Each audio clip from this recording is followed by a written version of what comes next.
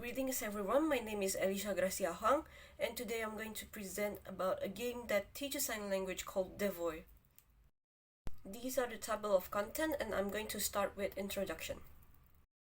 The reason why I choose this topic is because of the urgency. There's a research in 2005 that shows that only 1.5% of school in Indonesia that's for the deaf, and there's also another research that shows only 5% of workers in Jakarta they are disabled. So why do we need to learn sign language is so that we can communicate with them better. Right now it's hard for them to read lips because we are wearing masks, and we don't know what circumstances we're in that at that situation we can't get maybe paper and pen, or our phone is dead. So learning sign language and communicating with them with that language helps the communication better. And we can also differentiate those who are really deaf and those who are pretending to be deaf. And then the reason why I'm using visual novel game is because the game doesn't need a lot of practice. You don't need to play every day, and you can just play it at your own pace because no one is chasing you, and it's a very easy mechanism game, so everyone can play it. And the reason why, and then for the target market, I choose Indonesia Gen Z because they are faster in learning language, and especially learning a new language. And it's even faster if using a game because there are visualization in there. For the research method, I'm using design thinking, and I'm going to conclude those 5 steps. The first thing that I did is I did some research before making the question for a survey and interview. After I received the feedback, I did a further research, but also making the main idea of the game by using storyboard. After that, I'm going to make the prototype. In the prototype, I'm making the demo version and making the assets, the character, and everything that's needed for the game. After the prototype, the demo version will be released for test and receive a further feedback for fixing bugs before finally launching the game. Now, this is chapter 1 introduction of Deafvoir storyboard. I will explain it briefly to you. So in panel 1 and 2, we can see the background. It is set in a university in Indonesia, and our main character, the player's character, is a freshman trying to find a suitable student activity unit. And turns out that the player character is interested in the music club. While at the music club booth, there's a guy who turns out to be Senja, the deaf main character in Deafvoir, is handing out the registration form with a big smile on his face. So the player's character got interested and went to the booth, asked for the paper, the registration form, and Senja understood them clearly, gave them the form, but he didn't say anything about how to fill in the form. He just continued working, listing out the people that's already registered in it. So our main character got a little bit confused of why he didn't say anything, while other people at the other booth are trying to explain how to fill in the form. Turns out that the player's character overheard some other people that says that Senja is actually deaf, and it is very unfortunate for him and stuff. That makes our character, the character that would play, feels angry, and they feels like, oh, this is unfair. Why would they say such mean stuff to Senja? So the main character fill out the registration form by figuring out themselves and then give it to Senja. So they joined the music club out of anger, but also curiosity of why Senja joining the music club even though he's deaf. This is the character design of Senja. His full name is Senja Kalis Avianta. Senja means sunset and Kalis means pure.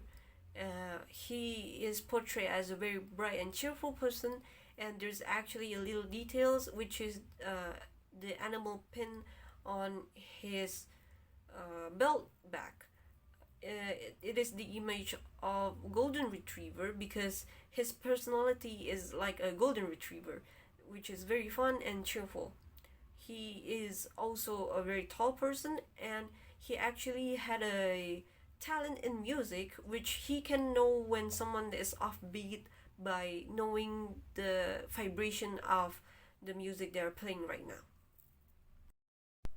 This is the prototype of Deafvoir. I'm going to highlight some of the features such as gallery. The player can see again some of the cutscene and then share it on their social media to receive some rewards, and they just wanted to share it because they find that, oh, this scene is very good, it's very beautiful, or they can just set it as their lock screen or phone wallpaper.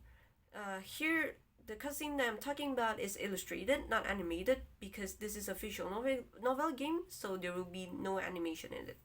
And there's also a dictionary. The dictionary will be filled with a lot of sign language, and the player can read it to learn more about sign language. As for the color palette, why I choose sunset color palette is because at some point of the game there will be a very hard chapter for the character to proceed, for the player to proceed, because of maybe the chapter is very sad or it makes the player angry. Most of the stuff that will be in the conflict to the climax chapter. The reason why I choose sunset is because after the player read/play all of that chapter, there will always be a warm and happy ending for them.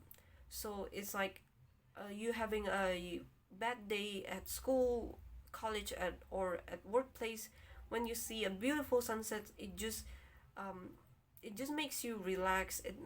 It's peaceful, and it felt as like everything has gone off your shoulder. That is the reason why I'm using warm color tone, because it is very welcoming, it's very warm, and it just fills your heart with warmth. And as for the typeface, I am using sans serif font because this is a visual novel games. The player needs to read the like the chat box, because that is where most of the story will be told, and the player can't simply just skip all of those because they won't understand the story without reading. So sans serif font is the best for a lengthy text and for read, so that the player won't have difficulty to enjoy the game.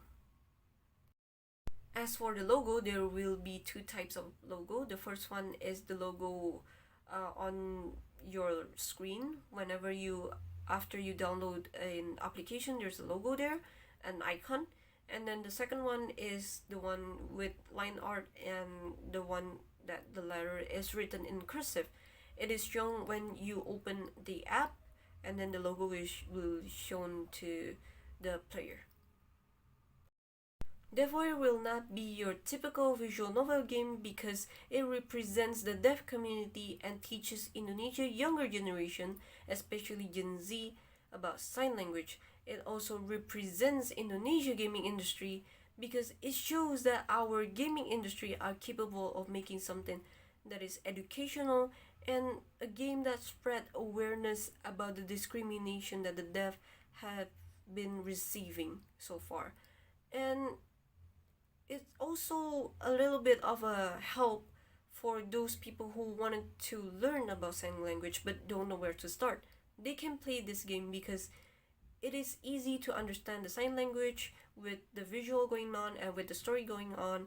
It helps you to learn more about sign language. And that concludes my presentation.